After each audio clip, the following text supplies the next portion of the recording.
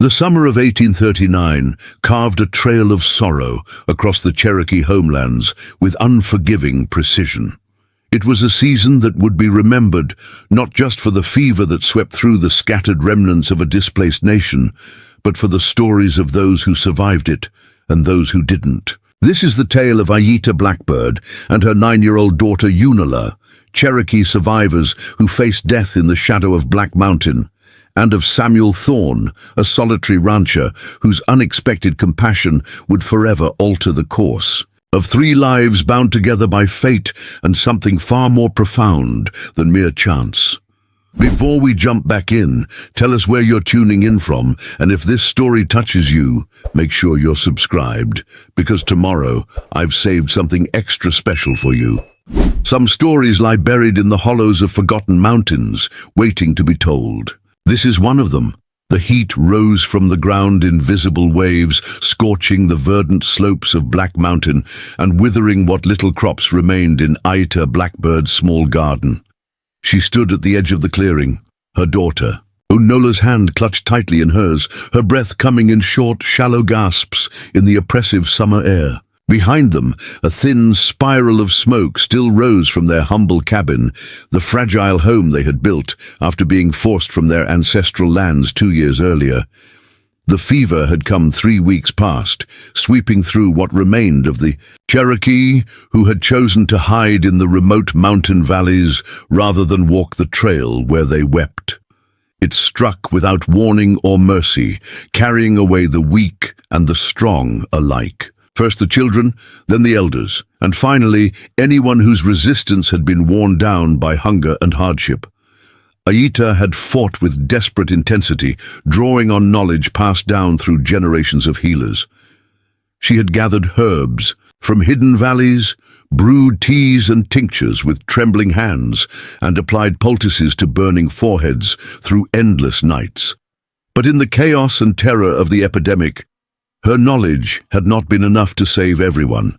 She had secured the cabin when the worst came, isolating herself and Unola from those already suffering. For days they had remained inside, burning cedar and sage, drinking bitter preventative brews, praying to both the old gods and the new Christian one that some in their community had embraced. And somehow they had been spared. Now, standing in the beating sun, Ayita faced the brutal truth. The small community that had hidden together, that had helped one another survive the forced removal and the first desperate winters in this unfamiliar terrain, was decimated. Those who hadn't succumbed to the fever had fled deeper into the mountains, terrified of what they believed was a punishment sent by angry spirits or by the white man's god. "Mother," Unola whispered, her voice small against the vast silence, "of the mountain, where are we going to go now?" Ayita knelt before her daughter, adjusting the single deerskin bag that contained everything they had managed to salvage from their cabin. Unola's face was thin, her copper skin stretched over high cheekbones, a mirror of her father who had been taken by soldiers during the removal, never to be seen again. Hunger had already begun to hollow her cheeks, but her dark eyes remained fierce, trusting. "We must find Running Fox's people," she replied, though she knew the journey would be treacherous. They moved north, toward the high valleys, before the sickness came. She gathered their meager possessions, a small pouch of cornmeal, a water skin, a blanket singed at the edges from when they'd hurriedly extinguished a spark from their cooking. Fire, her bone-handled skinning knife, and a single beaded moccasin that had belonged to her mother, kept now as both a talisman and a connection to her lost heritage. The first day of their journey was difficult but manageable. Ayita knew these forests, had learned their secrets in the 2 years since they had fled here to escape the soldiers who had come to march them westward with the rest of the Cherokee nation.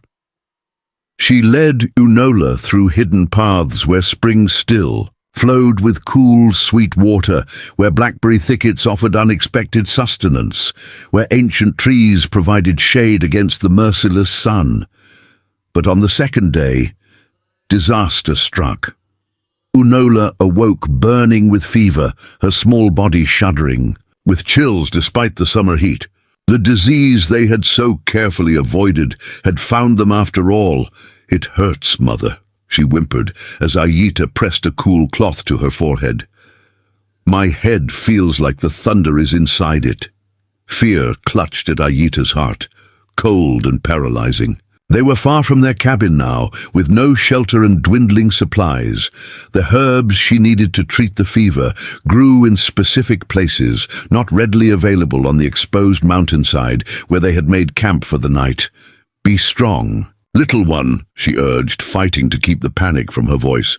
"I will find medicine to cool the fire in your blood." Leaving Unola wrapped in their single blanket beneath the shelter of a rocky overhang, Ayita searched frantically for the plants she needed. Feverfew, willow bark, elderberry, anything to combat the disease that had already claimed so many lives. She found some, but not enough, not the most potent varieties that grew in the valleys they had left behind. By nightfall, Unola's condition had worsened. Her breathing came in ragged gasps, her small body alternating between burning heat and terrifying stillness. Ayita held her through the darkness, singing ancient healing songs in a voice that cracked with exhaustion and fear, bathing her daughters' face with water from a nearby stream that grew warmer with each passing hour under the summer sky. "Tell me about the before time," Unola requested through parched lips, an old comfort between them. Ayita closed her eyes, summoning images of the world that had been torn from them, a balm against the present horror. "The before time is where our homes nestled in valleys so green they made your eyes ache with their beauty," she began, her voice a low, steady rhythm against Unola's labored breathing. "Where our fields stretched gold with corn taller than your father's head. In the before time, the streams ran so clear you could count the speckled fish as they darted over smooth pebbles. The village would gather when the moon was full, and the elders would tell stories so ancient they were old when the mountains were young." Unola nestled closer, her small body burning against Ayita's chest as she continued the litany of remembered joys. Eventually, her daughter's breathing eased slightly, though fever still radiated from her skin like heat from sun-baked stone.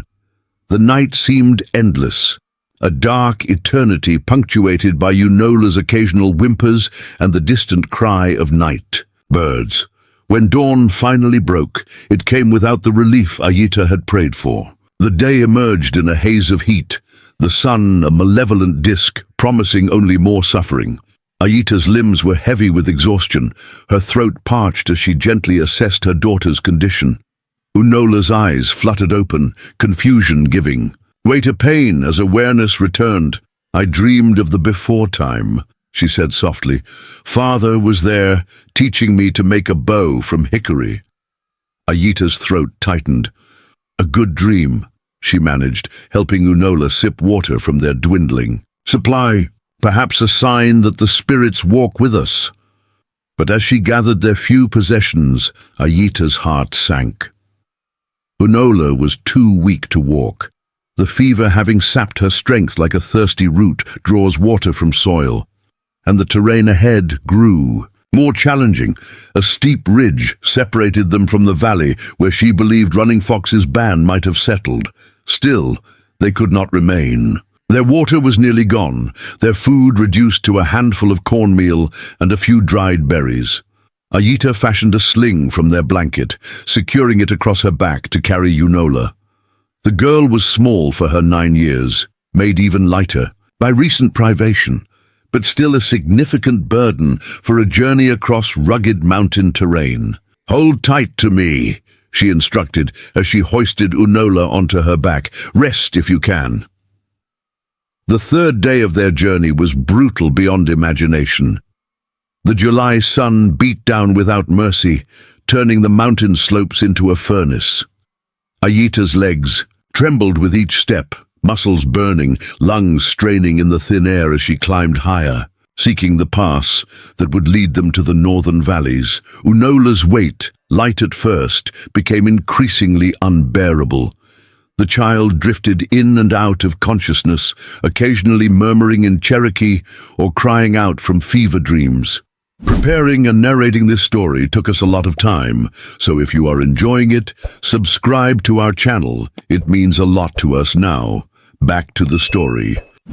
Ayita forced herself forward, one foot before the other, driven by a mother's desperate love and the stubborn resilience that had defined her people for generations. "Sing me the traveler's song," Unola murmured against her neck, her voice faint. Ayita's dry lips cracked as she forced them into motion, the ancient melody emerging as little more than a whisper, the words carried away by the hot mountain wind, almost before they left her mouth.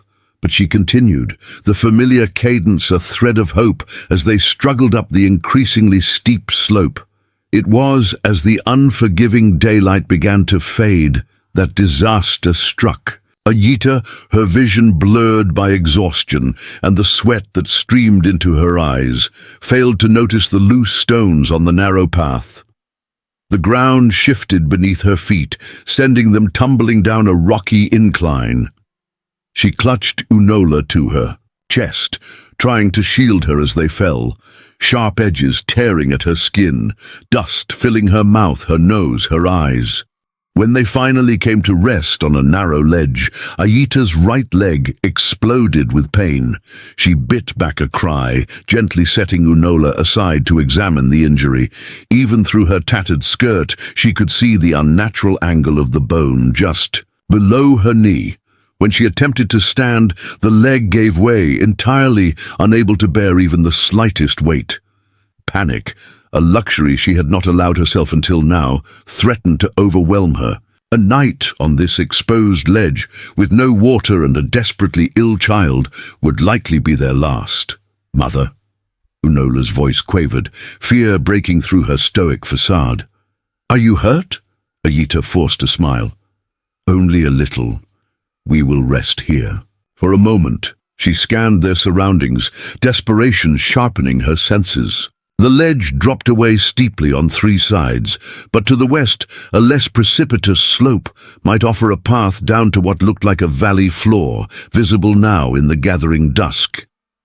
"Unola," she said, keeping her voice steady, "I need you to be brave for me. Can you look around and tell me if you see any water, a stream or pool?" The girl nodded solemnly, her exhaustion momentarily forgotten in the face of this important task. She crawled to the edge of the ledge, peering carefully down at the terrain below, her movements weak but determined. Ayita used the time to bind her leg as best she could, tearing a strip of fabric from the bottom of her already tattered dress. Each movement sent fresh waves of pain shooting up her limb, but she worked methodically, her fingers clumsy with exhaustion. "Mother!" Unola's excited cry echoed off the mountainside. "Mother, look!" Ayita's head snapped up, expecting to see her daughter pointing toward water. Instead, Unola stood precariously at the edge of the ledge, pointing eagerly at something in the valley below. "Smoke! I see smoke!" Hope and suspicion warred within Ayita's chest. Smoke meant fire, meant people, possibly shelter and medicine. But it also meant danger. Settlers had been pushing deeper into these mountains, claiming land, clearing forests, sometimes reacting with hostility to any Cherokee they encountered, viewing them as fugitives who had defied the removal order. Still, in their current state, exposure and fever would claim them long before they could find another path to safety. The smoke represented their only chance. "Help me up," she instructed, and Unola hurried to her side, her thin shoulder bracing her mother as Ayita struggled to her feet. The pain nearly blinded her, but she gritted her teeth, balancing precariously on her good leg. "Show me." Unola guided her to where she had been standing, pointing eagerly toward a break in the trees far below, where indeed a thin column of smoke rose against the darkening sky. It wasn't far in distance, perhaps a mile, but in Ayita's condition, with a broken leg and a fever-stricken child, it might as well have been 100. "We must find a way down," she decided, her voice firm despite the fear and pain churning inside her. "But we must be cautious. If it is a settler—" She didn't need to finish the thought. Young as she was, Unola understood the danger all too well. With painstaking slowness, they began to make their way down the western slope of the ledge. Agita fashioned a crude crutch from a broken branch, but it was Unola who truly supported her, the child's small body straining with the effort of helping her mother navigate the treacherous terrain. The light faded rapidly, the forest plunging into a darkness so complete that they could barely make out the path before them. The mountain air, scorching during the day, turned cool with surprising swiftness, raising goosebumps on their skin. Ayita's strength was failing, her injured leg a throbbing beacon of pain that threatened to consume her consciousness.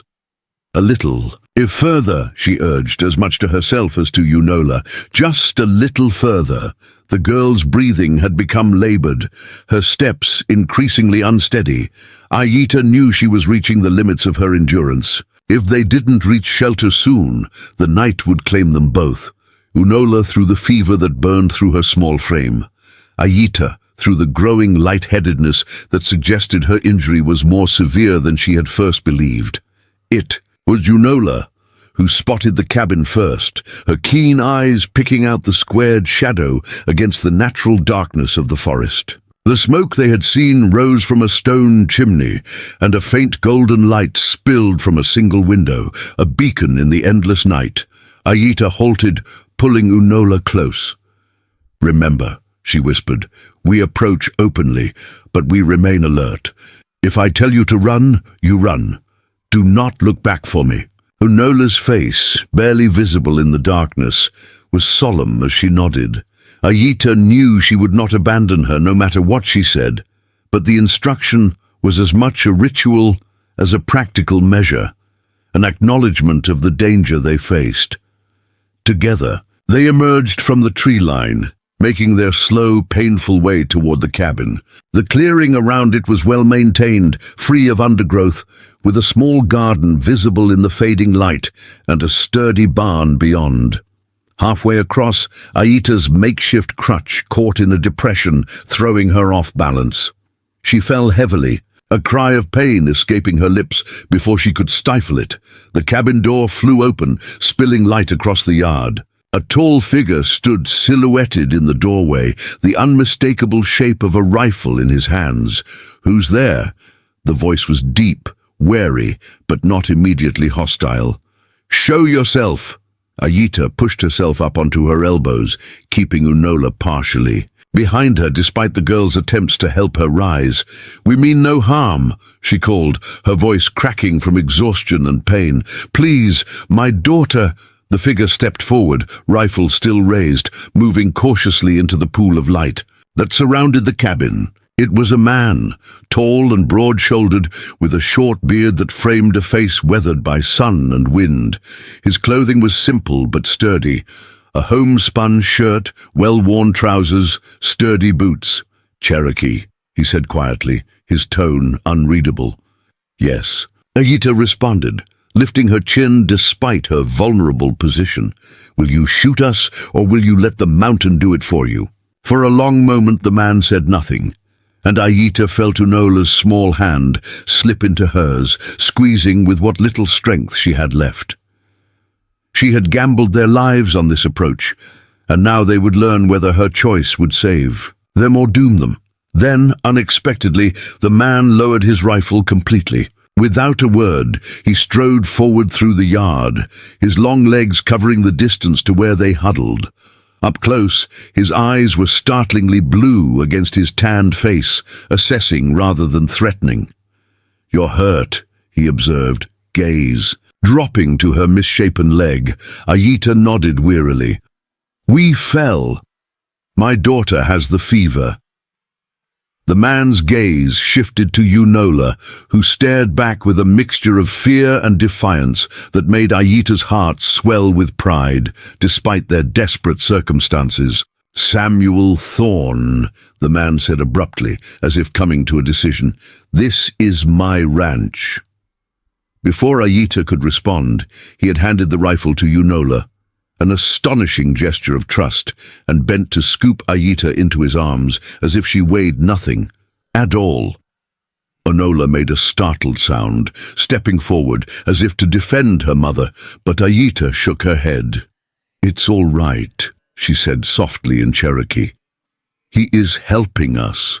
As Samuel carried her toward the cabin, Unola trailing behind with the rifle awkwardly clutched in her small hands, Ayita felt a strange mix of relief and apprehension. They had found shelter, perhaps even salvation, but at what cost?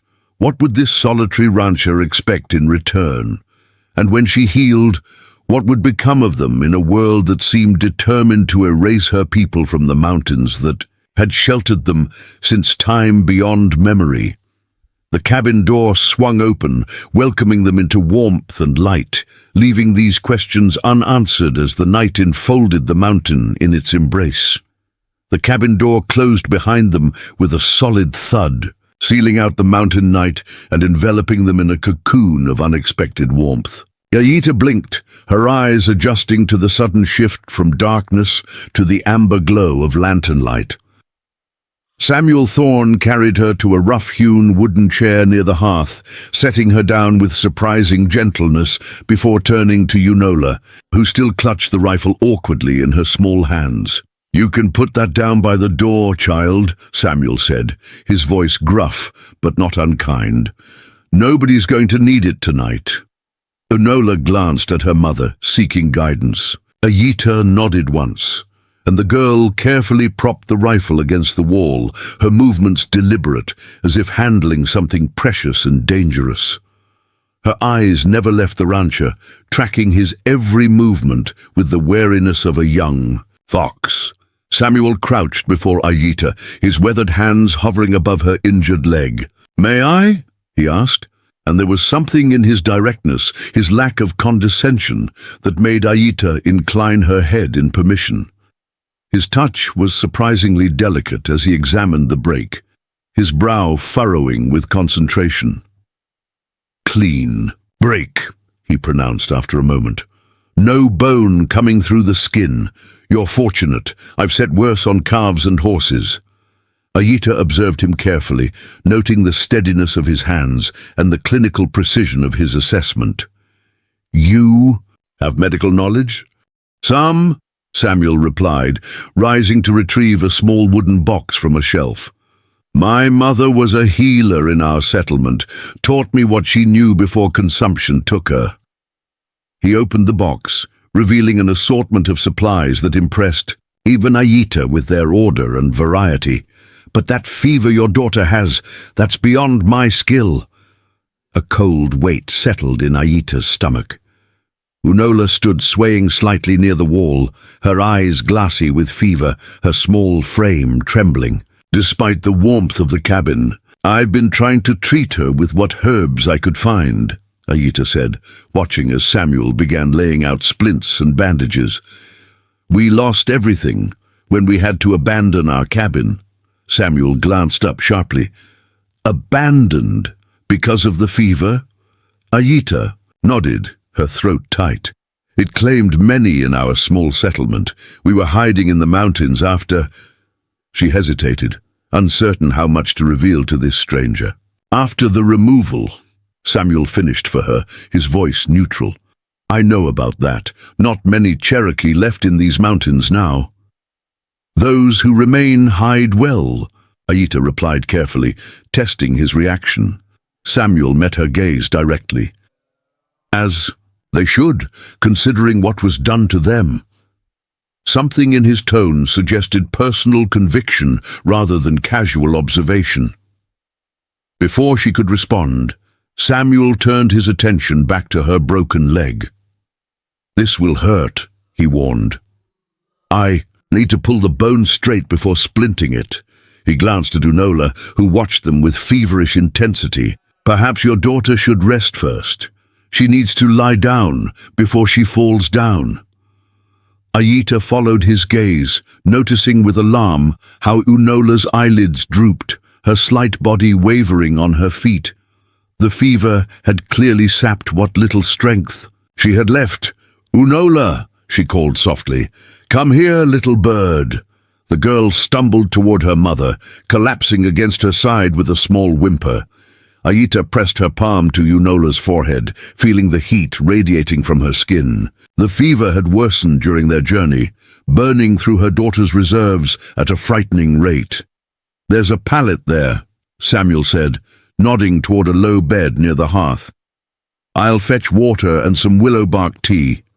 Good for fever and pain both." With Samuel's help, Aita settled Unola on the pallet, covering her with a clean woolen blanket despite the summer warmth. The girl's eyes fluttered closed almost immediately, her breathing shallow but steady. Samuel worked efficiently, setting a kettle to boil on the iron stove before returning to Aita's side with a small flask. "Whiskey," he explained, offering it to her, "for the pain when I set your leg."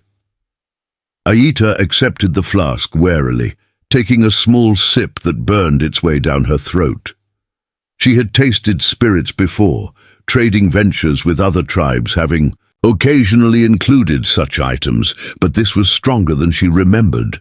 "I should warn you," Samuel said, kneeling before her once more, strong hands positioning themselves around her broken limb. "I'm efficient rather than gentle with this kind of work." Aita met his gaze steadily. "As long as you are effective, Mr. Thorne, I care little for gentleness." A hint of respect flickered in his blue eyes. "Samuel," he corrected, "Mr. Thorne was my father." Before she could respond, he pulled sharply on her leg, manipulating the broken bone back into alignment with practiced movements. Pain exploded through Aita's consciousness, white-hot and all-consuming. She bit down hard on her lip, refusing to cry out and disturb Unola's precious sleep, tasting blood as the world threatened to go dark around her. When the wave of agony receded, she found Samuel watching her with undisguised admiration. "Most men would have screamed," he observed quietly, "even those who claim to be warriors." Aita took another sip from the flask, letting the burning liquid fortify her against the residual pain. "I am Aniyunwiya," she replied, using the Cherokee word for principal people. "We learn early that pain is a visitor, not a permanent resident." Samuel nodded, as if this made perfect sense to him, then proceeded to splint her leg with practiced efficiency, binding it with clean strips of cloth. His hands moved with the confidence of someone who had performed this task many times before. "You live alone here?" Aita asked, partly to distract herself from the pain and partly to gather information about their benefactor. "5 years now," Samuel replied without looking up from his work. "Ranch is small, but sufficient. Cattle in the high meadow, garden for vegetables, hunting and trapping in winter. No family?" A shadow crossed his features. "Not anymore." The simplicity of his response discouraged further questions, but confirmed Aita's initial assessment. This was a man who carried loss like a familiar weight, one he had learned to balance but never set down. When he finished with her leg, Samuel moved to check on Unola, his large hand gentle as he felt her forehead. His frown deepened. "Fever's high, too high." Fear clutched at Aita's heart. "I've tried everything I know. Willow bark, elderberry, feverfew. There's something else that might help," Samuel said after a moment's consideration. "But I need to prepare it properly." He crossed to a cabinet on the far wall, retrieving a small wooden box with intricate carvings on its surface. Inside was a collection of dried plants and roots that Aita didn't recognize. "These aren't local," she observed, as Samuel began measuring portions into a small pot. "My mother brought seeds from the east when our family came to these mountains," he explained. "Some thrived, some didn't. This one," he held up a twisted root, "is something she called Snake Master. Powerful against fevers, but tricky to prepare correctly." Ayita watched carefully as he worked, noting the precise measurements and the particular way he crushed and steeped the roots. There was reverence in his movements, a respect for the knowledge he had inherited. "Your mother taught you well," she said softly. Samuel's hand stilled momentarily. "Not well enough," he replied, a wealth of unspoken history in those 3 words. While the mixture steeped, Samuel prepared a simple meal, cornbread and a stew of rabbit and wild onions that he had apparently set to simmer earlier in the day. The aroma filled the cabin, reminding Ayita how long it had been since they had eaten. "Properly. Eat," Samuel encouraged, bringing her a wooden bowl. "You'll need strength to mend that bone." The food was simple but well prepared, seasoned with herbs that complemented rather than overwhelmed the natural flavors. Ayita ate slowly, savoring each bite, watching as Samuel coaxed Unola into semi-consciousness to spoon a few mouthfuls of broth between her parched lips. "She's a fighter," he observed, wiping a dribble of broth from the girl's chin. "Strong spirit." "Like her father," Ayita said before she could stop herself. Samuel glanced up. "Where is he?" Ayita focused on her stew, the familiar grief rising like a tide. "Taken by soldiers during the removal. They separated families, men in one group, women and children in another." She set down her spoon, appetite suddenly diminished. "We never saw him again." Samuel's expression hardened. "I'm sorry," he said simply, but with a depth of understanding that suggested personal acquaintance with such loss. After the meal, Samuel returned to the medicinal preparation, which had steeped to a deep amber color. He strained it carefully through a clean cloth, then added honey from a small crock. "For the bitterness," he explained, bringing the cup to Unola's bedside. "Most little ones won't take medicine this strong without something to sweeten it." Together they raised Unola to a sitting position, her head lolling against her mother's shoulder. Samuel held the cup to her lips, coaxing her to drink in small sips. "All of it," he insisted gently when she tried to turn away. "It's the only chance we have of breaking that fever." When Unola had finished the medicine, they laid her back down, tucking the blanket around her. Ayita smoothed damp hair from her daughter's forehead, murmuring soft reassurances in Cherokee.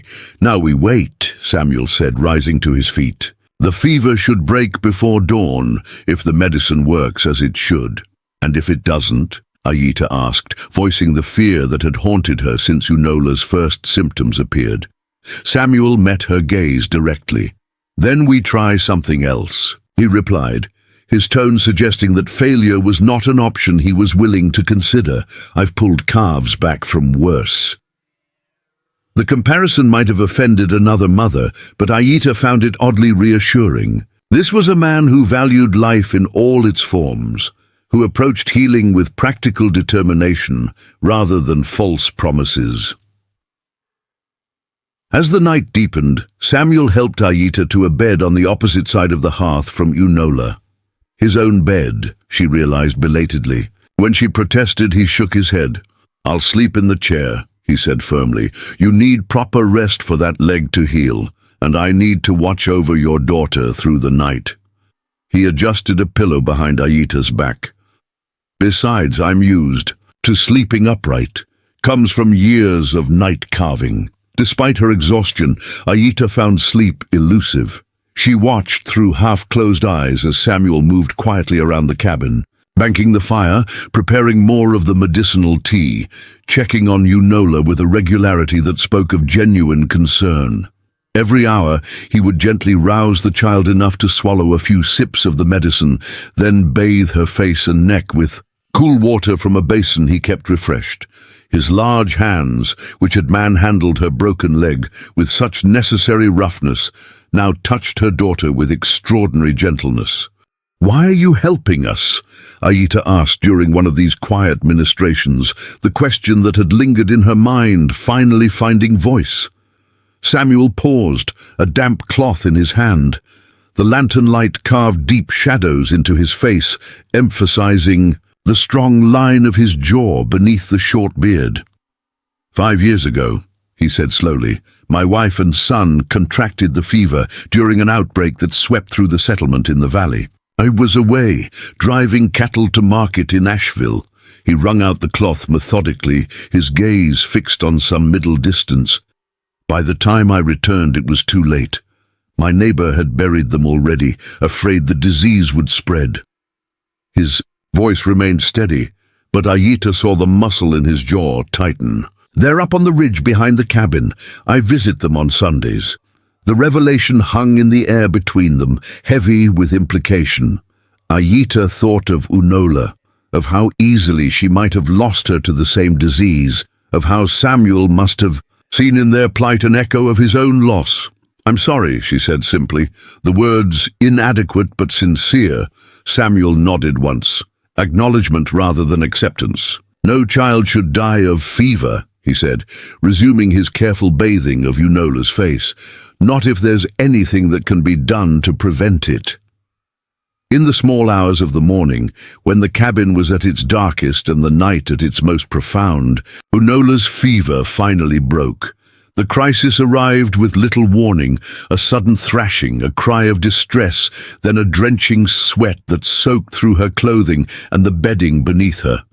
Samuel was at her side instantly, checking her temperature with the back of his hand against her forehead. It's working, he said, relief evident in his voice, her skin's cooling. Ayita, who had dragged herself from her bed at Unola's cry despite Samuel's protests, clutched her daughter's hand, feeling the change herself. The burning heat was subsiding, replaced by a more natural warmth. Will she recover now? She asked, hardly daring to hope. If we can keep her fever down and get nourishment into her, Samuel replied cautiously. The danger isn't past, but we've won the first battle. Together they changed Unola's sweat-soaked clothing and bedding, Samuel tactfully turning his back while Ayita dressed her daughter in one of his own shirts, the sleeves rolled up multiple times to accommodate her small arms.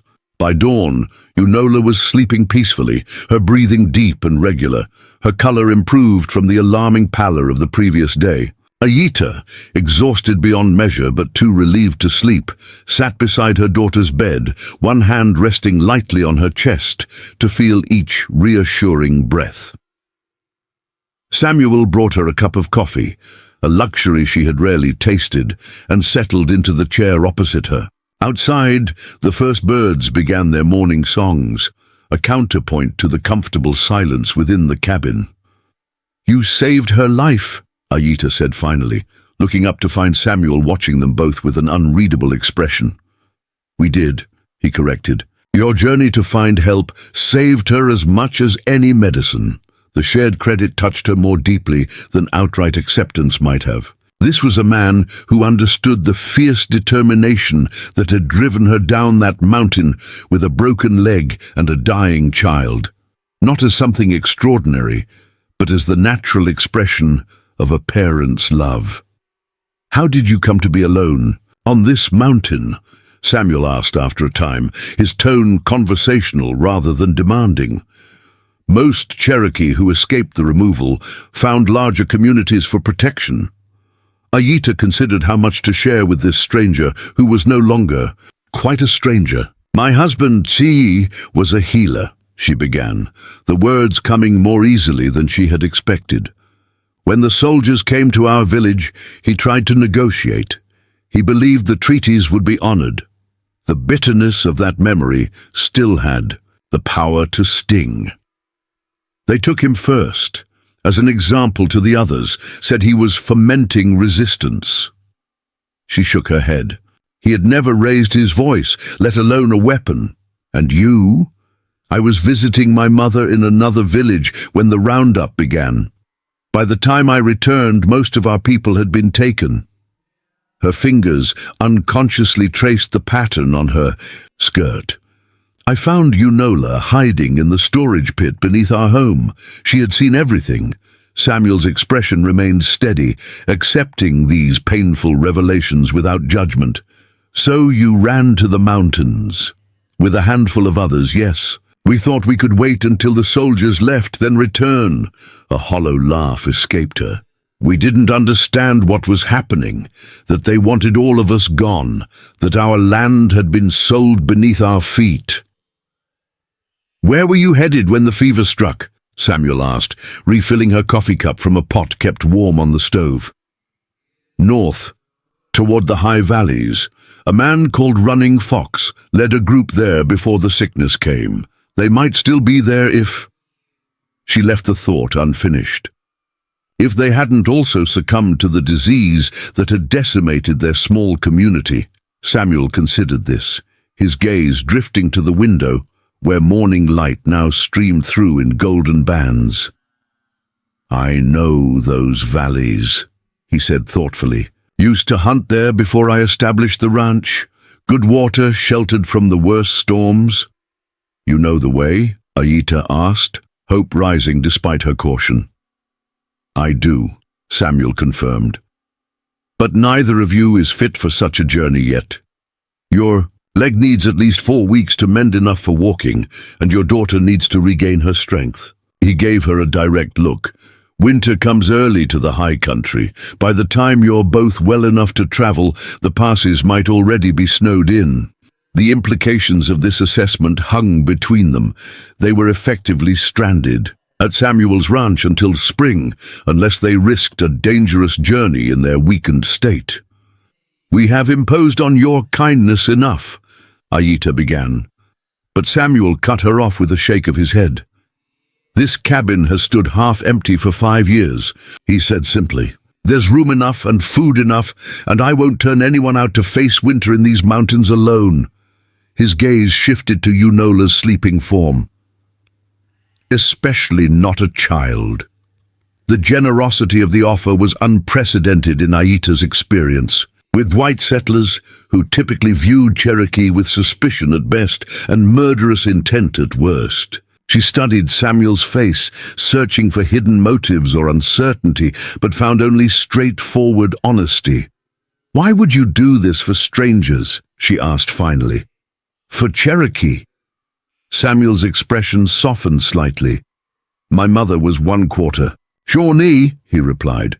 "Not something I advertise among the valley folk, but not something I forget either. She taught me that we're all just people trying to survive in a hard world." He rose, stretching his tall frame.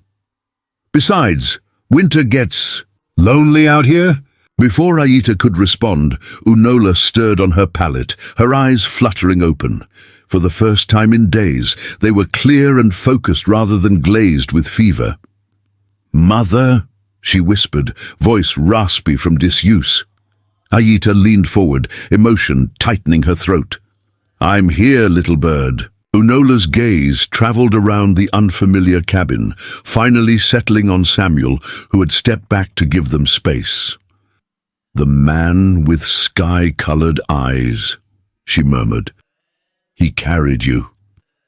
"Yes," Aita confirmed, smoothing her daughter's hair. "His name is Samuel. He helped us when we were in trouble." Unola considered this information with the solemnity of childhood. "Is he a friend or enemy?" Aita glanced up, finding Samuel watching them with something like amusement softening his weathered features. "A friend," she decided, the word feeling both strange and right on her tongue. "He has offered us shelter until we are well." Unola nodded, accepting this new reality with the resilience of youth. "I'm hungry," she announced, the simple statement more welcome than any music to her mother's ears. Samuel moved toward the stove. "Hunger is good," he said, his voice gruff but kind. "Means your body is fighting back. Let's see what we can do about that." As he busied himself preparing a simple broth suitable for Unola's recovering stomach, Aita found herself watching him. With new eyes, this solitary rancher, with his hidden heritage and quiet strength, represented something she had not dared hope for since the soldiers had torn her world apart. Safety, perhaps even sanctuary, in a land that had become increasingly hostile to her people. The morning sunlight streamed through the cabin windows, illuminating dust motes that danced in golden beams. Outside, birds called to one another in the clear mountain air. Inside, an unlikely trio began the delicate process of healing, not just broken bones and fever-ravaged bodies, but perhaps something deeper, something more profound than mere physical wounds. Unola's small hand found Ayita's, squeezing with newfound strength. "I like it here," she whispered in Cherokee, her dark eyes solemn but no longer afraid. Ayita returned the pressure gently, caution warring with nascent hope in her breast. "We shall see, little bird," she murmured back. "We shall see." The days that followed established a rhythm to life in Samuel Thorne's mountain cabin. July gave way to August, bringing relentless heat that shimmered across the hillsides and withered the edges of the small garden Samuel tended. Each morning began with the same ritual, Samuel rising before dawn to tend his cattle in the high meadow, returning as the sun crested the eastern ridge to find Ayita already awake, brewing coffee on the iron stove despite her limited mobility. Unola's recovery progressed with the resilience of youth. Within a week, she was able to sit up for hours at a time, her appetite returning with a vengeance that pleased both adults. By the second week, she had begun to explore the cabin's interior, with curious fingers examining Samuel's tools and possessions with the natural inquisitiveness of childhood. "What's this?" she asked one afternoon, holding up a wooden object carved into an intricate pattern of interlocking circles. Samuel looked up from the harness he was mending. "It's a puzzle," he explained, setting aside his work. "My father made it. The goal is to separate the pieces without breaking them." Unola turned the object in her hands, her brow furrowed with concentration. "Will you show me how?" Something in Samuel's expression softened. "I haven't solved it myself yet," he admitted. "I've been trying on and off for 15 years. Perhaps fresh eyes will help," Ayita suggested from her place by the hearth, where she was grinding herbs Samuel had gathered at her direction. Wild ginger and bone set for strengthening teas, yarrow for wound healing. Samuel glanced at her, a hint of amusement in his blue eyes. Perhaps they will. These small exchanges, commonplace, domestic, unremarkable in any other context, carried an undercurrent of something Ayita had not expected to find in this isolated cabin: normalcy. After 2 years of hiding, of constant wariness, of teaching Unola to fear any sound that might herald the approach of soldiers or hostile settlers, the simple peace of their days with Samuel felt almost disorienting in its ordinariness. By the third week, Ayita had begun to test her healing leg, using a crutch Samuel had fashioned from a sturdy oak branch, its handle carefully smoothed and wrapped in soft deerskin to prevent chafing. She moved slowly around the cabin at first, and then, as her strength returned, ventured onto the porch to sit in the afternoon sun, watching Unola, who had progressed to short explorations of the yard and garden under Samuel's watchful eye. It was during one of these afternoons that Samuel approached her with an unusual request. "I need to ride to Willow Creek tomorrow," he said, referring to a small trading post some 15 miles distant. "Running low on flour and coffee, and there's a part I need for the barn door before winter comes." Ayita nodded, uncertain why he seemed hesitant about what appeared to be a routine errand. "I'll be gone overnight," he continued, glancing toward Unola, who was carefully examining a line of ants carrying seeds across the packed earth of the yard. "First time leaving you both. Alone. Are you comfortable with that?" The question caught Ayita off guard. In the weeks they had been at the cabin, Samuel had never treated them as anything other than welcome guests, or perhaps, though she hesitated to define it so, as family of a sort. But this question acknowledged something they had all tacitly avoided, that they were, in fact, fugitives in the eyes of the law, hidden away on his property. "We will be fine," she assured him.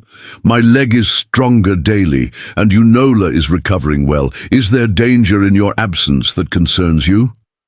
Samuel shook his head. "Not likely. Few people venture this far up the mountain, especially with autumn approaching. But still, he reached into his pocket and withdrew something that glinted in the afternoon sun. A key. "This opens the chest beneath my bed," he said, offering it to her. "There's a pistol inside, small caliber but accurate at close range. It's loaded." Ayita accepted the key, its weight surprisingly heavy in her palm. The significance of the gesture was not lost on her. Not only was Samuel trusting them in his home, alone with his possessions, but he was giving her the means to defend herself, a significant risk given the laws against Native Americans possessing firearms. "Do you expect trouble?" she asked directly.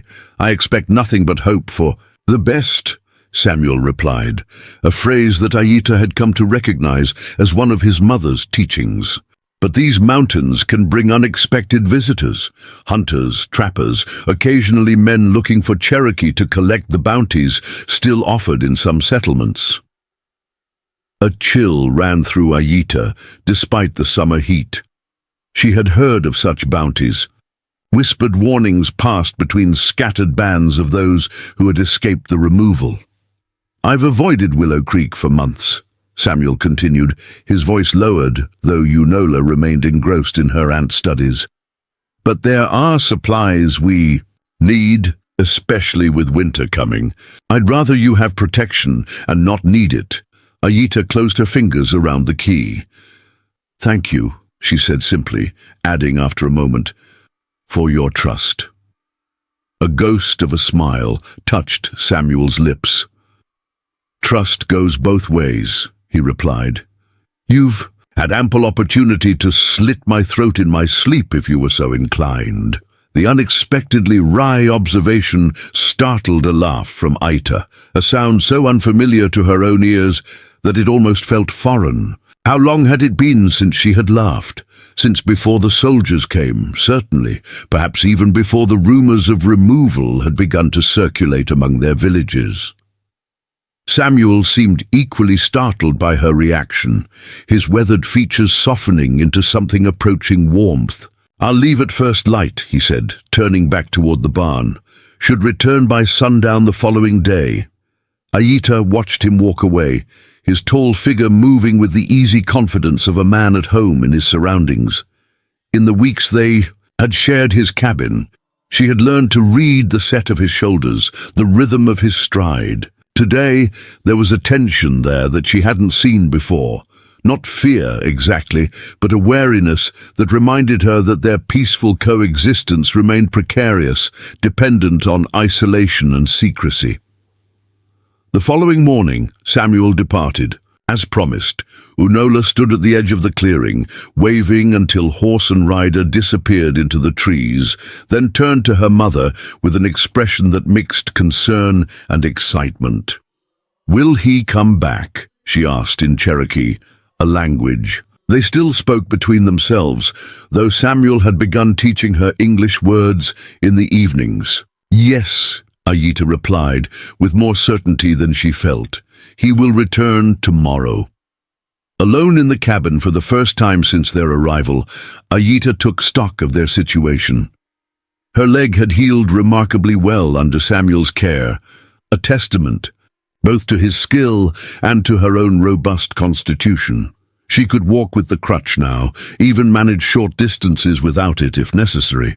Unola had recovered completely from the fever, her natural energy and curiosity restored, her thin frame beginning to fill out again with regular meals. They were, by any measure, far better off than they had been a month earlier. Yet, Ayita could not shake a lingering unease. They had found sanctuary, yes, but it was temporary, dependent on one man's goodwill. What would happen when winter released its grip on the mountains? Would they continue north to search for Running Fox's band? Return to what remained of their own settlement? Or was there another possibility, one she had not allowed herself to consider fully? These questions circled in her mind as she moved about the cabin, preparing a simple stew for their evening meal, instructing Unola in the proper way to harvest beans from the garden, without damaging the vines. The girl absorbed these lessons. Eagerly, her mind clearly relieved to have something productive to focus on after weeks of enforced rest. As twilight descended on the mountain, Aita lit the lantern and settled Unola on a bearskin rug near the hearth with one of Samuel's books, a collection of nature illustrations that the child pored over nightly. Memorizing the names of plants and animals in both Cherokee and the English Samuel taught her. The cabin felt different without his presence. Not empty exactly, but somehow incomplete. Over the past weeks, his quiet movements had become as much a part of the cabin's atmosphere as the crackle of the fire or the scent of pine that permeated the log walls. Aita found herself listening for the familiar cadence of his footsteps, the soft clearing of his throat before he spoke, the rhythmic scrape of his knife on wood as he whittled in the evenings. She was just preparing to bank the fire for the night when a sound from outside froze her in place. Horses approaching, more than one, their hoofbeats muffled by the soft earth of the forest trail. Samuel had said he would not return until the following evening, and he rode alone. "Unola," she said softly, keeping her voice calm despite the sudden racing of her heart. "Go to the back room. Now!" The girl looked up, instantly alert to the tension in her mother's tone. Without question, she slipped from the rug and disappeared into the small storage room at the rear of the cabin, a hiding place they had discussed. When Samuel first announced his journey, Aita moved quickly to the chest beneath Samuel's bed, retrieving the pistol with hands that remained steady despite her fear. She had used firearms before. Her husband had taught her basic marksmanship during happier times, but this small weapon felt foreign in her palm, its potential both reassuring and terrifying. Extinguishing the lantern, she positioned herself. Beside the window, the curtain allowing her to peer out without being easily seen from outside. The hoofbeats had stopped just beyond the clearing. She counted 3 riders, their forms indistinct in the gathering darkness, but clearly not Samuel. "Thorne," a voice called out, sharp with impatience. "Samuel Thorne, show yourself." Aita remained absolutely still, her breath shallow, her mind racing through options. She could remain hidden, hoping the visitors would assume the cabin was empty and depart. She could attempt to bluff, claiming Samuel was ill or indisposed. Or she could prepare to defend herself and Unola if the strangers decided to enter uninvited. "Check the barn," the same voice ordered, and one of the mounted figures peeled away, riding toward the small structure where Samuel kept his tools and winter feed. The remaining riders dismounted, tethering their horses to a post near the garden. As they stepped into a shaft of moonlight, Aita could see that they wore the rough clothing of mountain men, not the uniforms she had feared. Trappers, perhaps, or hunters from the settlements below. "Smoke from the chimney," the second man observed. "Someone's home." The first man strode toward the cabin with the confidence of one accustomed to commanding others. He rapped sharply on the door with what appeared to be the butt of a rifle. "Thorne, open up!" Aita's mind worked furiously. These men knew Samuel by name, which suggested they were not random travelers seeking shelter. Their manner, demanding rather than requesting, indicated they were not friends. Yet they made no attempt to conceal their approach, which argued against truly malicious intent. Decision made, she tucked the pistol into the folds of her skirt and moved to the door, her crutch thumping softly on the wooden floor. Taking a deep breath, she opened the door a few inches, keeping her body partially concealed behind it. "Mr. Thorne is not here," she said, her English careful and precise despite the hammering of her heart. The man on the porch blinked in evident surprise. He was older than she had first thought, perhaps 50, with a grizzled beard and eyes narrowed by years of squinting in mountain sunlight. "Who the hell are you?" he demanded, recovering quickly. "My name is Aita," she replied, offering no surname or explanation. "Mr. Thorne will return tomorrow. He had business in Willow Creek." The man studied her with open suspicion, taking in her dark hair and copper skin, the crutch she leaned on, the careful way she kept the door mostly closed. "You're Cherokee," he said flatly. Not a question, but an accusation. Aita neither confirmed nor denied this, keeping her expression neutral despite the surge of alarm his recognition triggered. "Jacob," the man called over his shoulder to his companion, who stood a few paces back. "Thorne's got himself an Indian squaw." The casual contempt in his tone tightened Aita's grip on the door, but she maintained her composure. "Any reaction might escalate an already precarious situation. As I said, Mr. Thorne is not here. I will tell him you came by when he returns." She began to close the door, but the man thrust his boot forward, preventing its closure. "Not so fast." He growled, "We've ridden a long way to speak with Thorne, and I don't aim to leave without answers." "Robert!" the third man called from the direction of the barn. "Something you should see here." The leader, Robert, apparently hesitated, clearly torn between continuing his confrontation with Aita and responding to his companion's call. "This isn't finished," he said finally, withdrawing his boot. "Tell Thorne that Robert Mason came calling and that he'd better have answers about those missing cattle when I return." With that, he turned on his heel and strode toward the barn, leaving Aita to close and bolt the door with shaking hands. Missing cattle? What was the man implying? Samuel had mentioned nothing about disputes with neighbors or accusations of theft. She waited by the window, watching as the three men conferred by the barn door, their voices too low to distinguish words, but their gestures animated. After what seemed an eternity but was likely only minutes, they mounted their horses and rode back the way they had come, disappearing into the darkness of the forest trail. "Mother," Unola's small voice came from the back room. "Are they gone?" "Yes, little bird," Aita replied, suddenly aware of how tightly she had been holding herself. "You can come out now." Unola emerged cautiously, her dark eyes wide. "Who were they?" "Men looking for Samuel," Aita answered, deciding on honesty rather than false reassurance. "They seemed angry about something, but they've gone now." She returned, the pistol to its place in the chest, locking it carefully before moving to bank the fire properly for the night. Her mind churned with questions. Who was Robert Mason? And what did he mean about missing cattle? Was this the reason for Samuel's tension before his departure?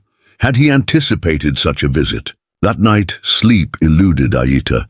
She lay on her pallet listening to Unola's steady breathing, alert to any sound that might indicate the men's return. But the mountain remained quiet, the only noises the familiar symphony of night creatures and the occasional rustle of wind through the trees around the cabin. By morning, she had made a decision. When Samuel returned, they would need to have an honest conversation about their situation. If there were complications to their presence on his property, beyond the obvious legal implications of harboring Cherokee who had evaded removal, she needed to know. Their safety, and possibly his, depended on it. The day passed with excruciating slowness. Aita kept Unola close to the cabin, venturing only as far as the garden to harvest vegetables for their meal. She watched the forest trail vigilantly, divided between hoping for Samuel's early return and dreading the reappearance of Robert Mason and his companions. It was late afternoon when she finally heard the familiar rhythm of a single horse approaching. From the direction of Willow Creek, relief washed through her as Samuel emerged from the trees, his tall figure instantly recognizable even at a distance. He rode directly to the barn, dismounting to unsaddle his horse before approaching the cabin with a bulging sack slung over his shoulder. Unola ran to meet him, her earlier wariness completely evaporated in the weeks of his gentle care. "Samuel, you came back!" A rare smile transformed his weathered features as he set down his burden to ruffle the girl's dark hair. "Of course I did, little one." This is my home." His gaze lifted to where Ayita stood on the porch, and something in his expression shifted, subtly. "Everything all right here?" There was more to the question than its surface meaning, and Ayita responded in kind. "We had visitors last night."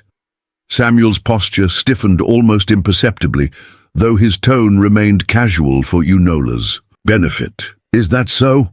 Anyone I know?" "A man named Robert Mason," Ayita replied, watching closely for his reaction, "and 2 others. They seemed quite determined to speak with you."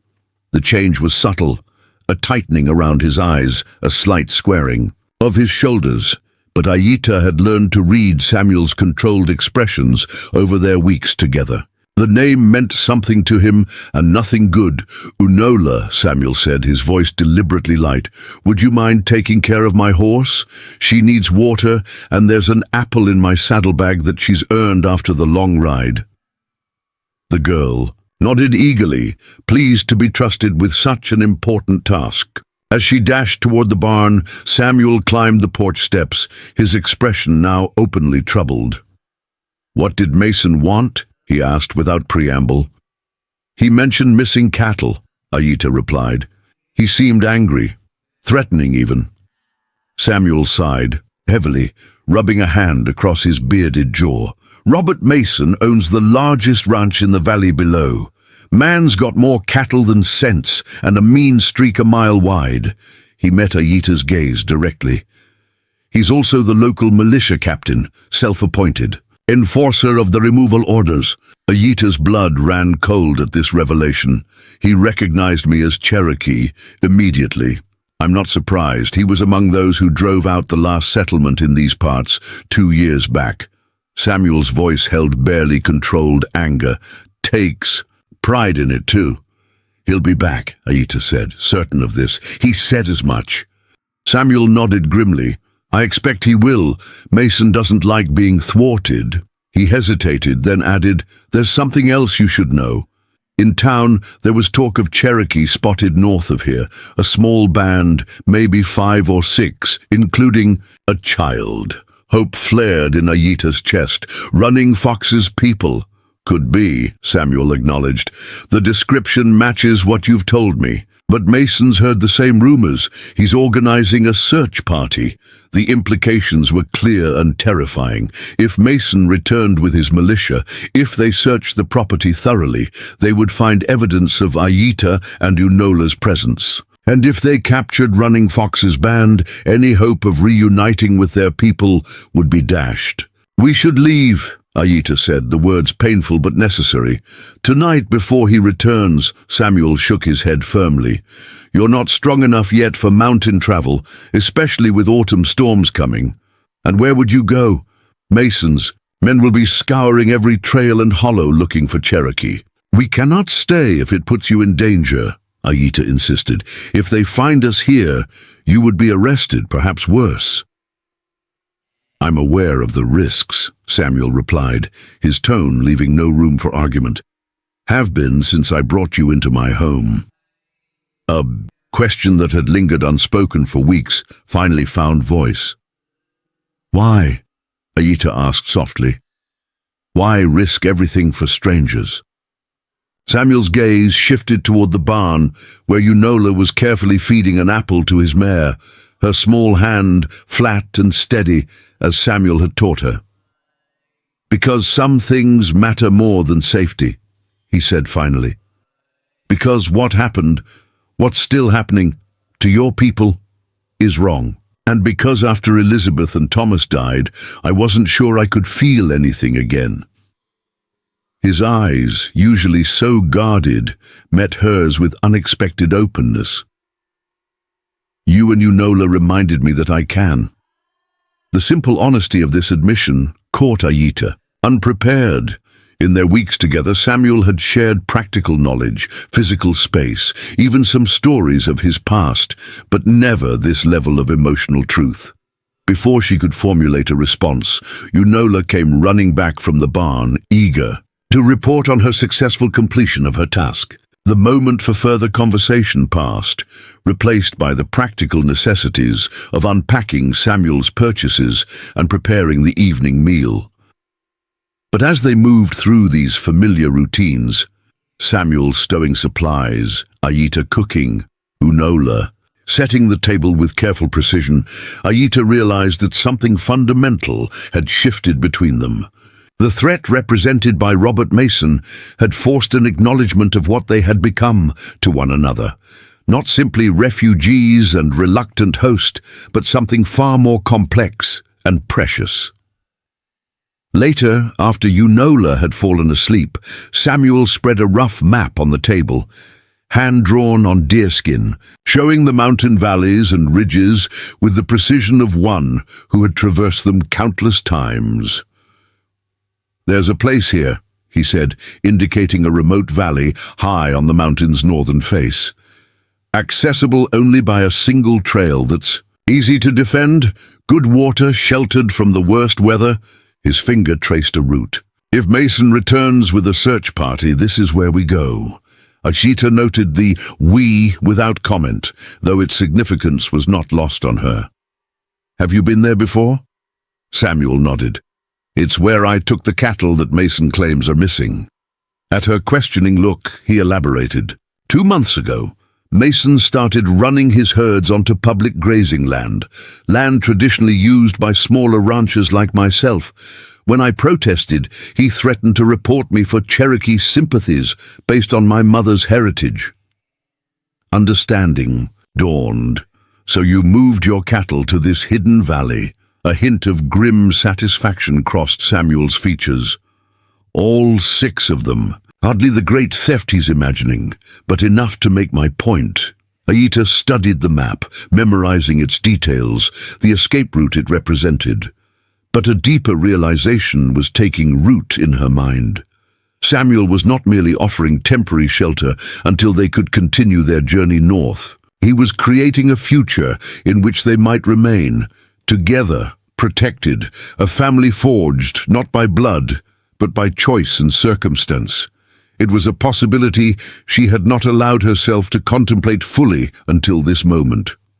A life rebuilding. Not just physical safety, but the deeper security of belonging that had been torn from them. A chance for Unola to grow up knowing both her heritage and the wider world beyond it. "We should prepare," she said finally, looking up to find Samuel watching her with that rare openness again. "Pack what we might need, be ready to move quickly if necessary." He nodded, rolling the map carefully. "Tomorrow we'll start. Essential. Supplies, tools, medicines, things we can carry easily if we need to leave in haste." Their fingers brushed as he handed her the map for safekeeping, a brief contact that lingered with unexpected warmth. In that moment, with danger looming on the horizon and an uncertain future before them, Aita felt something she had thought lost forever in the chaos of removal and epidemic. Hope, not just for survival, but for a life worth living, with people worth loving. Outside, an owl called into the darkness, its sound echoing across the mountainside. Inside the cabin's sturdy walls, 3 people connected by fate and choice prepared to defend the home they had found in one another against whatever. Threats might come with the dawn. Autumn descended on Black Mountain with startling swiftness. The vibrant greens of summer surrendered to a riot of crimson, gold and russet that swept across the slopes like wildfire. Mornings dawned crisp and misty, afternoons warmed to a gentle heat, and evenings brought a chill that crept beneath cabin. Doors and around window frames, a warning of winter's approach. For a week after Samuel's return from Willow Creek, they lived with a constant vigilance that bordered on wariness. Aita found herself pausing at small sounds, her hand instinctively reaching for Unola. Samuel took to carrying his rifle when tending the garden or checking his diminished herd, now hidden in the high valley he had shown Aita on the map. Yet, Robert Mason did not return. Perhaps he found other quarry, Aita suggested one evening as they sat on the porch, watching the sun sink behind the western ridge. Unola was inside, practicing her letters on a slate Samuel had brought from town. Samuel shook his head, his profile sharp against the fading light. Mason doesn't forget, and he doesn't forgive. He's planning something. Or waiting for something, Ayita mused. The first snow, perhaps, when tracks would be easier to follow. This observation earned her a glance of respect. You think like someone who's hunted before. I've been both hunter and hunted, she replied simply, sometimes in the same day. That night, as Unola slept deeply under a growing pile of blankets against the autumn chill, Samuel unfolded a worn document on the table. Ayita recognized the official seal of the United States government embossed at the top. Land deed, Samuel explained, smoothing the yellowed paper. For this property, 160 acres, granted to my father in 25. His finger traced, the boundaries described in the formal language of legal ownership.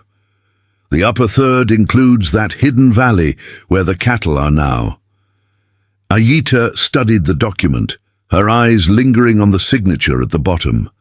Caleb Thorne, written in a flowing script that bespoke education and confidence. Why are you showing me this? She asked, though she suspected the answer.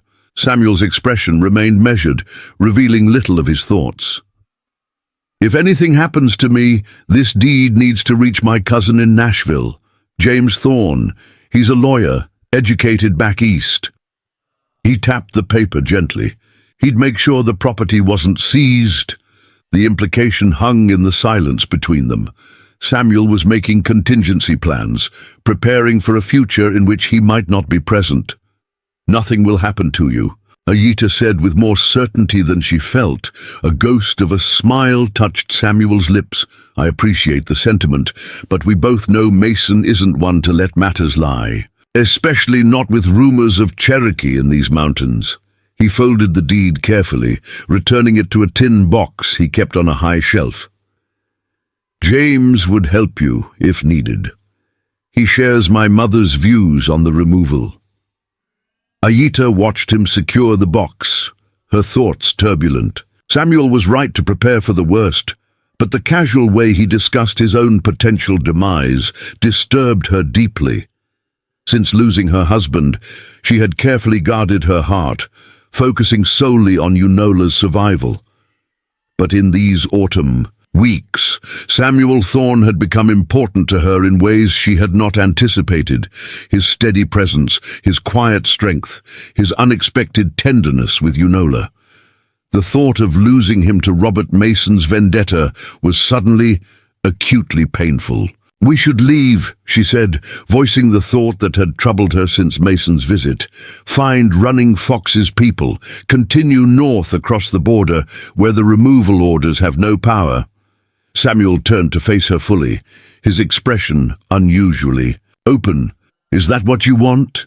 The directness of the question caught her unprepared. What did she want? Safety for Unola, certainly. Connection to what remained of their people, their traditions. But also this, the home they had begun to create in this cabin, with this man who had risked everything to shelter them.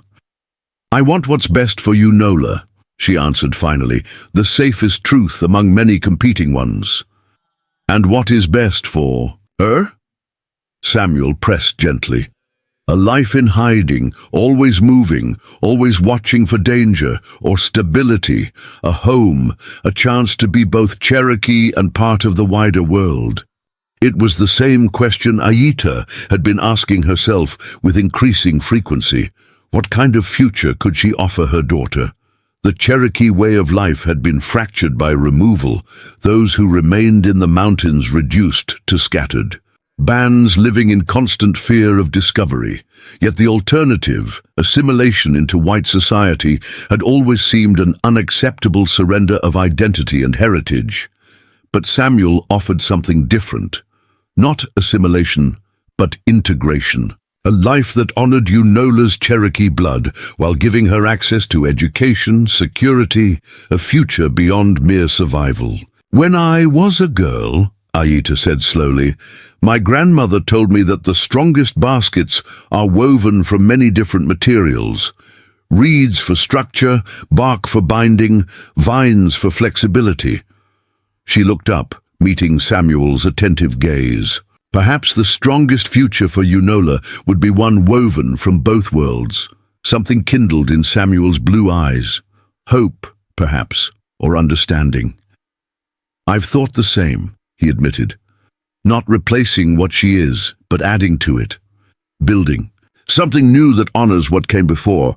The conversation might have continued, venturing into territory both had previously avoided, but a sound from outside froze them in place. The distant but unmistakable report of a rifle, followed by another, then a third. Samuel was on his feet instantly, moving to the window with the fluid grace of a man accustomed to danger. Gunshots, he confirmed unnecessarily, from the North Ridge. Hunters? Ayita suggested, though she knew better. Hunting was typically done at dawn or dusk, not in the full darkness of night. No. Samuel's voice was grim as he reached for his rifle. That's Mason's men, and they've found something or someone. Fear clutched at Ayita's heart. Running. Fox's band, if they were indeed in the northern valleys, would be vulnerable to night attack. They'd have children with them, elders perhaps. Easy targets for armed militia. I have to go, Samuel said, already pulling on his heavy coat. They may need help. It could be a trap, Ayita warned, rising to her feet. Mason knows your sympathies. He could be trying to draw you out. Samuel checked his rifle with practiced movements. That's a risk I'll have to take. He glanced toward the sleeping alcove, where Unola lay undisturbed by the distant gunfire.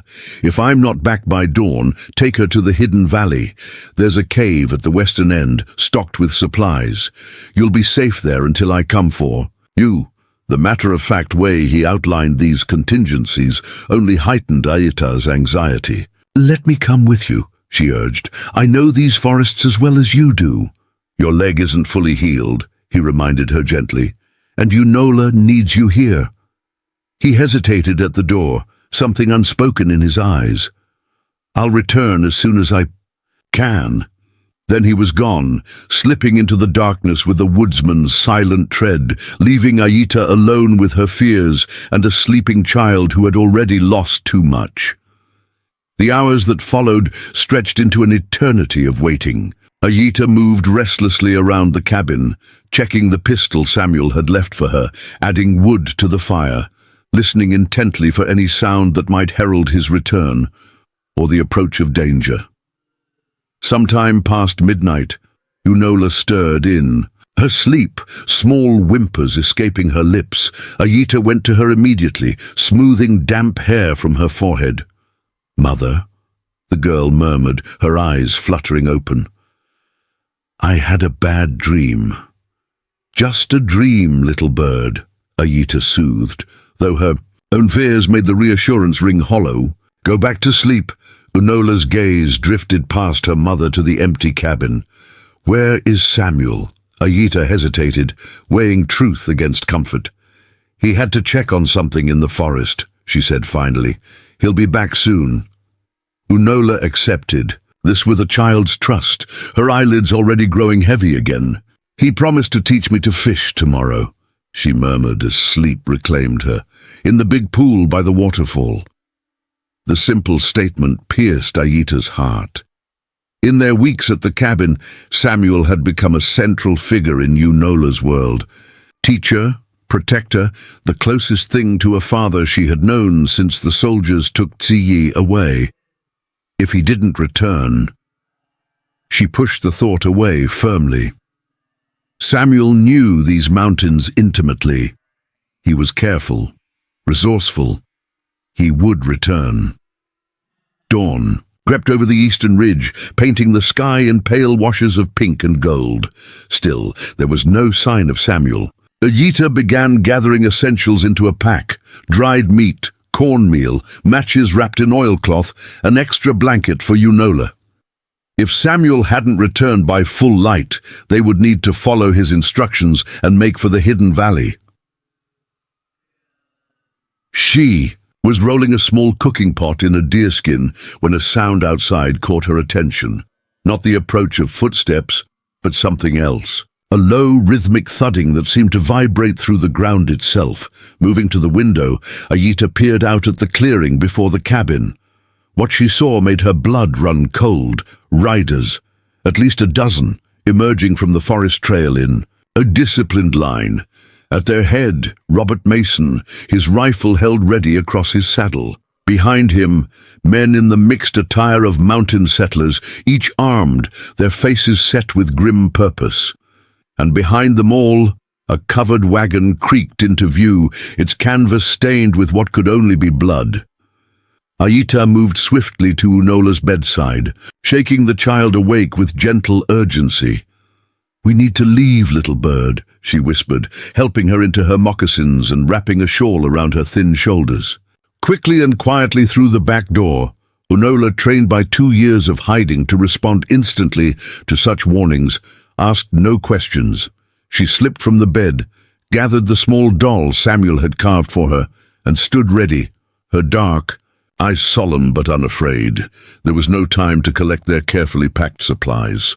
Ayita grabbed only Samuel's pistol and a small pouch of cornmeal before guiding Unola toward the rear exit, a narrow door that opened onto a path leading directly into the forest beyond.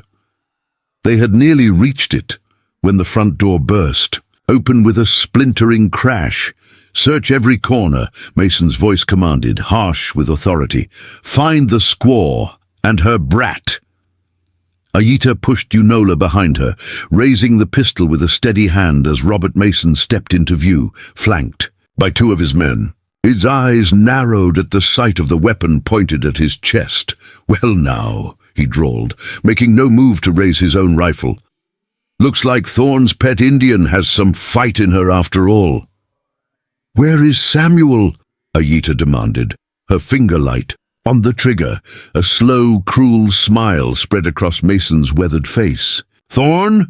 Oh, he's just outside in the wagon." The smile widened. "What's left of him anyway?" Horror threatened to overwhelm her, but Ayita forced it down, keeping her aim unwavering. "You're lying." "See for yourself," Mason invited, gesturing toward the door, "though I wouldn't advise it with the little one present. It's not a pretty sight." His gaze shifted to Unola, who pressed against her mother's side, silent and watchful. "Shame about Thorne. Man had potential before he started harboring savages." "He's a better man than you could ever hope to be," Ayita replied, her voice steady. Despite the fear and grief churning inside her, Mason's expression hardened. "He's a traitor to his race and his country. And you're both coming with us to answer for your crimes against the good people of this territory." "We've committed no crimes," Ayita countered. Though she knew the argument was futile, in Mason's world, their very existence was criminal. "Evading removal is crime enough," Mason snapped, "not to mention theft of government property." This unexpected accusation momentarily confused Ayita. "What property?" "Yourself," Mason clarified with cold precision. "And the child." "According to the law, you belong to the government until you're safely deposited west of the Mississippi." His lip curled in disgust. "Like it or not, you're no different from a runaway slave." The comparison, deliberately chosen to wound, struck Ayita like a physical blow. But before she could respond, a commotion erupted outside. Shouts, the sound of a brief struggle, then silence. Mason turned toward the noise, distracted for a crucial moment. In that instant, Ayita made her decision. She couldn't fight a dozen. Armed men couldn't risk Unola's life in a hopeless stand, but neither would she surrender them both to whatever fate Mason had in mind. Lowering the pistol slightly, she fired at the floor near Mason's feet. The report was deafening in the confined space, the muzzle flash momentarily blinding. In the chaos that followed. Men ducking for cover, Mason bellowing orders. Ayita scooped Unola into her arms and bolted through the back door into the forest beyond. Her injured leg protested the sudden strain, but fear and desperation lent her strength. She ran as she had not run since the soldiers first came to their village, Unola clinging to her neck, the sound of pursuit growing behind them as Mason's men recovered from their surprise. The forest offered temporary cover, but Ayita knew they couldn't outrun mounted men for long. Their only hope lay in the hidden valley Samuel had shown her on the map, if they could reach it before Mason's men overtook them. She angled northward, following a deer trail that wound up the rising slope of the mountain. Behind them, crashing. Sounds indicated their pursuers had entered the forest on foot, spreading out to search for their trail. "Mother," Unola whispered against her neck, "is Samuel really dead?" The innocent question nearly broke Ayita's composure. "I don't know, little bird," she answered truthfully, unable to offer false comfort in the face of such devastating possibility. "But we must be strong now, as he would want us to be."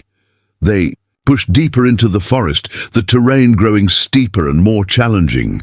Ayita's breath came in painful gasps, her leg a throbbing beacon of agony, but she forced herself onward, for Unola, for Samuel, whether he lived or not. The sun climbed higher, filtering through the canopy in dappled patterns that would normally have been beautiful. Now they only served to mark the passage of time, precious minutes ticking away as Mason's men drew closer. It was mid-morning when disaster struck. The deer trail Ayita had been following ended abruptly at a rock face too steep to climb, especially with her injured leg and a child in her arms. She halted, scanning desperately for an alternative route, aware that backtracking would lead them directly into their pursuers. "We can climb it," Unola suggested, already reaching for handholds in the craggy surface. Ayita pulled her back gently. "No, little bird, too dangerous." She studied their surroundings, searching for options. To their left, a tangle of fallen trees created a natural barrier. To their right, the mountain fell away into a ravine choked with underbrush. The sound of men calling to one another grew louder, closer. They were running out of time. "This way," Ayita decided, leading Unola toward the ravine. If they could descend its steep side and cross to the opposite slope, they might yet evade their pursuers. They had just begun their careful descent when a voice rang out from above. "There they are, down in the ravine." Ayita looked up to see one of Mason's men pointing in their direction from the ridge they had just left. Within moments, others joined him, their rifles trained on the exposed position where Ayita and Unola stood, frozen midway down the ravine wall. "That's far enough, squaw," Mason's voice boomed from above. "You've got nowhere to run." He was right. They were trapped, pinned against the side of the ravine with armed men above and an impassable tangle of brush below. Mason's men began to descend cautiously, spreading out to cut off any possibility of escape.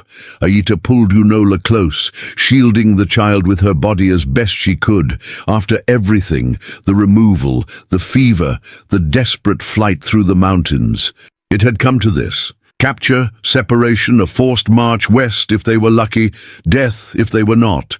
And Samuel, if Mason had spoken truth, if Samuel lay dead in that wagon, then their last hope died with him. The future they had begun to envision, the basket, woven from both worlds, would never come to pass. A voice called down from above, different from Mason's, with a note of urgency. "Robert! Riders coming up the south trail! At least 20, moving fast!" Mason swore viciously. Probably those damn government agents from Asheville. They've been sniffing around, talking about humane treatment of Indians. He gestured sharply to his men. "Get these two secured. We're leaving, now." Rough hands seized Ayita, dragging her up the ravine wall, others reaching for Unola, who cried out in fear for the first time since their flight began. Aita fought with desperate strength, but her injured leg gave way beneath her, sending her crashing to her knees. A rifle butt struck her shoulder, driving her fully to the ground. Through a haze of pain, she saw Unola being lifted struggling by one of Mason's men. "Mother!" the child screamed, reaching for her. "Unola!"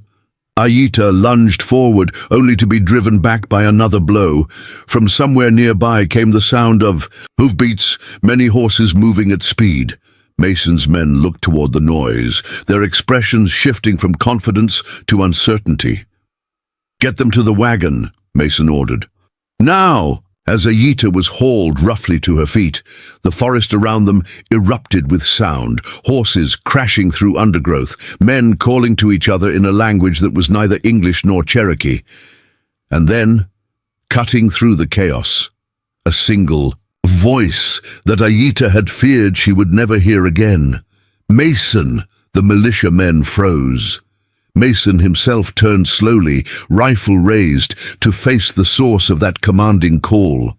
From the trees emerged a sight Aita would remember until her dying day. Samuel Thorne, bloodied but very much alive, astride his horse. Behind him rode a dozen Cherokee warriors, their faces painted for battle, their weapons trained on Mason and his men, and at Samuel's side, dignified on a paint stallion, sat an elder whose stern features Aita recognized instantly. "Running Fox," she breathed, hope surging through her like a cleansing fire. The Cherokee chief raised his hand, and his warriors fanned out, surrounding Mason's outnumbered militia. "It's over, Robert," Samuel said, his voice carrying clearly in the sudden silence. "Let them go." Time seemed to suspend itself in the forest clearing. Mason's militia stood frozen, weapons half raised, caught between aggression and self-preservation, as they assessed the Cherokee warriors surrounding them. The only sounds were the shifting of horses and the soft whistling of wind through autumn bare branches. Aita remained on her knees where she had fallen, scarcely able to believe what she was seeing. Samuel alive, bloodied but unbowed, running. Fox and his warriors appearing like spirits from the misty forest. And most miraculous of all, the man who dismounted from a dappled pony at Running Fox's signal and rushed toward them. Tall and thin, with a distinctive scar above his right. "T," she whispered, the name a prayer on her lips. Her husband dropped to his knees before her, reaching with trembling hands to touch her face as if confirming she was real. "Aita," he breathed, his voice cracking with emotion. "We thought you were lost, Father." Unola's cry cut through the tension as she broke free from her captor's momentarily slack grip and flung herself into Tsi's arms. The reunion Aita had stopped allowing herself to even dream of unfolded in the midst of armed standoff, impossible, miraculous, and profoundly fragile. One wrong move, one hasty shot could shatter it all. "This is an illegal gathering of savages," Mason's voice rang out, breaking the spell. "By the authority vested in me by the territorial militia." "You have no authority here, Robert," Samuel interrupted, his tone level but carrying an undercurrent of steel. He guided his horse forward, positioning himself between Mason and the reunited family. "This is Cherokee land by treaty, and these people are under my protection on my property." Mason's face contorted with rage. "Your property. You forfeited any claim to this mountain when you harbored fugitives from removal orders. As for treaty, lands." He spat on the ground. "There are no treaty lands anymore. Every Indian east of the Mississippi is subject to removal. That's the law. A law built on broken promises." Running Fox spoke for the first time, his English heavily accented but clear. "But we do not come to argue old wounds. We come for our people." The Cherokee chief was older than Aita remembered, his once black hair now streaked with silver, but his bearing remained proud, unbowed by years of hardship. He sat his horse with the dignity of a man secure in his purpose and his rightful place in the world. "You're outnumbered, Mason," Samuel observed calmly. "Your men know it. Look at them. It was true. The militia members exchanged uneasy glances, their earlier confidence evaporating as they counted the armed Cherokee surrounding them. These were not the helpless victims they had expected to round up, but warriors prepared to defend their people. "This isn't over, Thorn," Mason growled, but his bluster had a hollow ring. "There'll be consequences. The territorial governor will hear about this."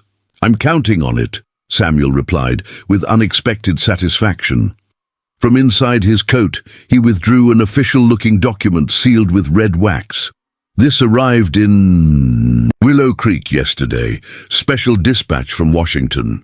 He unfolded the paper, holding it where Mason could see the elaborate letterhead. "By order of the President, all forcible removal operations in the territories of North Carolina and Tennessee are suspended pending review of treaty provisions and removal conditions." He allowed a small, grim smile. "Seems some reports of militia excesses have reached sympathetic ears in Congress." Mason's face drained of color, then flushed deep crimson.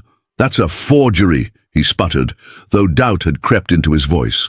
"The federal marshal in Asheville has the original," Samuel countered smoothly, "along with sworn testimonies about your activities in these mountains." His expression hardened. "Including the unprovoked attack on unarmed Cherokee last night, women, and children who were legally gathering late-season herbs on public land." Ayita followed this exchange with growing amazement, her mind racing to comprehend what was unfolding. Samuel had clearly been planning this confrontation, gathering evidence, making connections with authorities who might intervene. The attack that had drawn him from the cabin hadn't been on Running Fox's band, as she'd feared, but on some other group, and he'd used it to spring a carefully laid trap. Mason's militia began to shift uneasily, some lowering their weapons. They had signed on to hunt Cherokee with the sanction of law and authority behind them. Facing federal censure was another matter entirely. "Stand your ground," Mason ordered, but his command lacked conviction. "It's finished, Robert," Samuel said, quietly. "Take your men and go. The marshal will be visiting you in Willow Creek soon enough." For a moment it seemed Mason might resist further, might order his men to fire, despite being outnumbered. Something dangerous flickered in his eyes as his gaze swept over the Cherokee warriors, Samuel, and finally settled on Ayita and her reunited family still kneeling on the forest floor. Then, with a vicious oath, he lowered his rifle. "Fall back," he ordered his men. "This isn't worth dying for."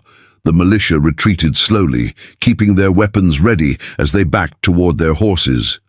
Mason was the last to mount, his face a mask of hatred as he addressed Samuel one final time. "You've chosen your side, Thorn. Don't expect mercy when the reckoning comes." Samuel met his gaze steadily. "There's been precious little mercy shown these past years, Robert. Perhaps it's time that changed." With a sharp gesture, Mason wheeled his horse and led his men down the mountain trail, the sound of their departure fading gradually into the hushed silence of the forest. Only when they were truly gone did Ayita allow herself to fully embrace the miracle before her. With C's help, she rose to her feet, drawing Unola into their circle as the three clung to each other, a family torn apart by cruelty and reunited by chance and courage. "How?" she asked finally, looking up at her husband's beloved face, tracing the new lines grief and hardship had carved there. "We were told all the men were sent west immediately." Ce nodded, his hand never leaving hers, as if afraid she might vanish. "Most were, but some of us escaped during the march. I've been searching for you since then." His voice broke. "I found our village, saw the aftermath of the fever. I know," Ayita whispered, pressing her forehead to his. "I thought the same of you." Running Fox dismounted, approaching with the measured steps of a leader who understood the weight of moments like these. "When Ce found our band 3 moons ago, he told us of a woman and child who might have survived hiding in these mountains. The old chief's stern features softened slightly. "We have been searching in secret, moving only at night, watching for signs. We almost missed you," Tsi added, "until we encountered Samuel." Aita turned toward Samuel, who had dismounted and stood slightly apart, allowing the family their reunion. His face was bruised, a half-healed cut above his eye crusted with dried blood, but his stance was strong, unbowed. "You found them," she said simply, the words inadequate for the magnitude of what he had done.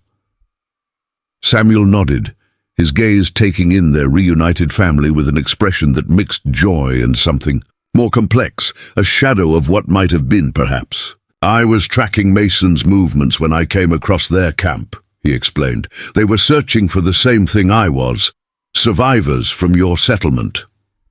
A ghost of a smile touched his lips. "Difference was, they wanted to capture them. I wanted to bring them home." Home. The word hung in the air between them, suddenly uncertain in its meaning. For weeks, Samuel's cabin had become home, to Aita, to Unola, to the fragile new family they had begun to create together. Now, with Tsi's miraculous return, everything had changed. "You were injured," Aita said, noting again the blood on his face and clothing. "Ambush," Samuel replied with a dismissive shrug. "Mason's men attacked a small group gathering late-season medicines. I intervened, got knocked unconscious for my trouble." His expression darkened. "They killed 2 before I got there, an elder and a young woman." Running Fox nodded gravely. "Our people, their spirits will be honored." He turned to the assembled warriors. "We must move quickly. Others wait in the hidden place." "The valley," Samuel confirmed. "Northern edge of my property. Safe for now, but not indefinitely." He looked to Aita, then to Tsi, his eyes communicating something beyond his words. "You should go with them. All of you. Before Mason returns with reinforcements." The choice that had seemed so complex just days earlier now presented itself. With painful clarity, her husband miraculously restored to her, her people gathered and waiting. The path forward seemed obvious, and yet, "Samuel," she began, unable to articulate the tangle of emotions his name contained. He shook his head slightly, understanding in his eyes. "You have your family back, Aita. Your place is with them." Then, with visible effort, he turned to Tsi. "Your wife and daughter are extraordinary people. It has been my honor to know them." Tsi studied the rancher thoughtfully, clearly piecing together the relationship that had developed during his absence. Instead of jealousy or anger, his face showed only gratitude. "You saved them when I could not," he said simply. "There is no debt that could repay such a gift." Samuel accepted this with a nod, his composure a fragile shell that Aita could see threatened to crack beneath the weight of what was unfolding. He turned to Running Fox. "The document is real. Removal operations are suspended but not abandoned. You need to get your people across the border while this window remains open." The Cherokee chief clasped Samuel's forearm in a warrior's grip. "You have proven yourself a true friend to the Cherokee. Your name will be remembered in our stories." As preparations for departure began around them, Unola approached Samuel, her small face solemn with understanding beyond her years. "Are you coming with us?" she asked directly. Samuel crouched to her level, his expression gentle.